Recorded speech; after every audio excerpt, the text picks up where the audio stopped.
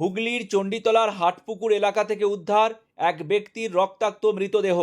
হুগলির চণ্ডীতলা থানার অন্তর্গত হাটপুকুর মোড় সংলগ্ন বড় সাঁকো এরিয়ায় রাস্তার পাশে পড়ে থাকা রক্তাক্ত স্কুটির সূত্র ধরে প্রায় 3 ঘন্টা তল্লাশির পর উদ্ধার হলো এক ব্যক্তির রক্তাক্ত মৃতদেহ। এই ঘটনাকে কেন্দ্র করে আতঙ্কের পরিবেশ সৃষ্টি হয়েছে ওই এলাকায়। যেটা জানা যাচ্ছে, আজ সন্ধ্যার ঠিক পরে রাত্রি 8টা থেকে 8:30 নাগাদ একটি হলুদ রঙের স্কুটি হাটপুকুর মোড় সংলগ্ন বড় সাঁকো এরিয়ায় রাস্তার ধারে পড়ে থাকতে দেখেন স্থানীয়রা। সেই সঙ্গে লক্ষ্য করেন স্কুটির উপর লেগেছিল প্রচুর পরিমাণে রক্ত এবং স্কুটির সামনের অংশে লেগেছিল অ্যাসিড জাতীয় কিছু তরল। পাশাপাশি বেশ কিছুটা রাস্তাতেও পড়েছিল চাপা রক্ত। এই ঘটনা স্থানীয়দের নজরে এলে খবর দেওয়া হয় চণ্ডীতলা থানায়।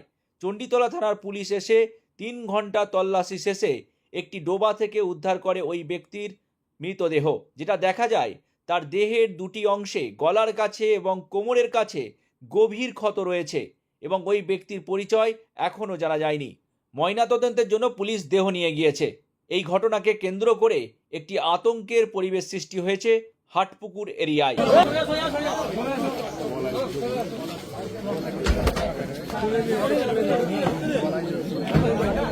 কি ঘটনা ঘটেছে এখানে? ঘটনা বলতে আমাদের একটু আগে গিয়ে হাটপুকুর মোড়ে আমরা বসেছিলাম। ওখানে অনেক দোকান টোকান আছে, ওখানে আমরা পাড়ার ছেলের ওখানে আড্ডা মারি। হঠাৎ করে একজন গিয়ে খবর দিল এখানে একটা স্কুটি পড়ে আছে, মানে এটা বড় সাঁকো এরিয়া পড়ে, আমরা বড় সাঁকো বলে পরিচিতি। তো এখানে একটা স্কুটি পড়ে আছে, স্কুটিতে অনেক রক্ত লেগে আছে এবং রাস্তাতে অনেক দূর পর্যন্ত রক্ত ছড়িয়ে আছে। সেটা শোনার পর আমরা যতজন ছিলাম সেখানে আমরা সবাই ছুটে এলাম, 5-7 জন আমরা ছিলাম। এসে সঙ্গে সঙ্গে স্কুটিটা দেখে আমরা এখানে আমাদের একজন তাজেমদা বলে আছেন, তো ওনাকে বলা হলো যে আপনি একবার পুলিশকে কল করুন থানায়। তো সঙ্গে সঙ্গে আমরা থানায় কল করেছি। করার পর তারপর পুলিশ যথারীতি ঠিক সময় পুলিশ এসে পৌঁছে গেছেন। তারপর এখানটা যেটা দেখলাম যে একটা অ্যাসিড এর বোতল, তার থেকে একটা গন্ধ ছাড়ছে অ্যাসিডের বোতল ভাঙা পড়ে আছে।